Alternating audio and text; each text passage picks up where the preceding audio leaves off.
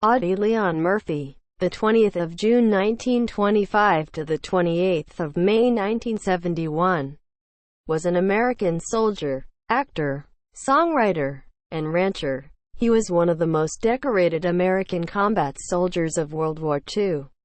He received every military combat award for valor available from the U.S. Army, as well as French and Belgian awards for heroism. Murphy received the Medal of Honor for valor that he demonstrated at the age of 19, single-handedly holding off a company of German soldiers for an hour at the Colmar Pocket in France in January 1945, then leading a successful counterattack while wounded and out of ammunition. Murphy was born into a large family of sharecroppers in Hunt County, Texas. His father abandoned them, and his mother died when he was a teenager. Murphy left school in 5th grade to pick cotton and find other work to help support his family. His skill with a hunting rifle helped feed his family. After the attack on Pearl Harbor in 1941, Murphy's older sister helped him to falsify documentation about his birth date in order to meet the minimum age requirement for enlisting in the military. Turned down initially for being underweight by the Army, Navy and the Marine Corps, he eventually was able to enlist in the Army. He first saw action in the 1943 Allied invasion of Sicily.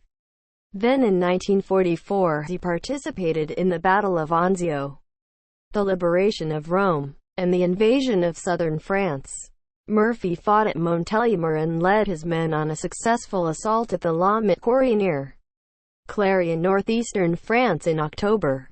After the war, Murphy embarked on a 21-year acting career. He played himself in the 1955 autobiographical film To Hell and Back, based on his 1949 memoirs of the same name, but most of his roles were in westerns. He made guest appearances on celebrity television shows and starred in the series Whispering Smith. Murphy was a fairly accomplished songwriter. He bred quarter horses in California and Arizona, and became a regular participant in horse racing. Suffering from what would today be described as post-traumatic stress disorder, PTSD, Murphy slept with a loaded handgun under his pillow. He looked for solace in addictive sleeping pills. In his last few years, he was plagued by money problems but refused offers to appear in alcohol and cigarette commercials, because he did not want to set a bad example. Murphy died in a plane crash in Virginia in 1971, which was shortly before his 46th birthday. He was interred with military honors at Arlington National Cemetery, where his grave is one of the most visited.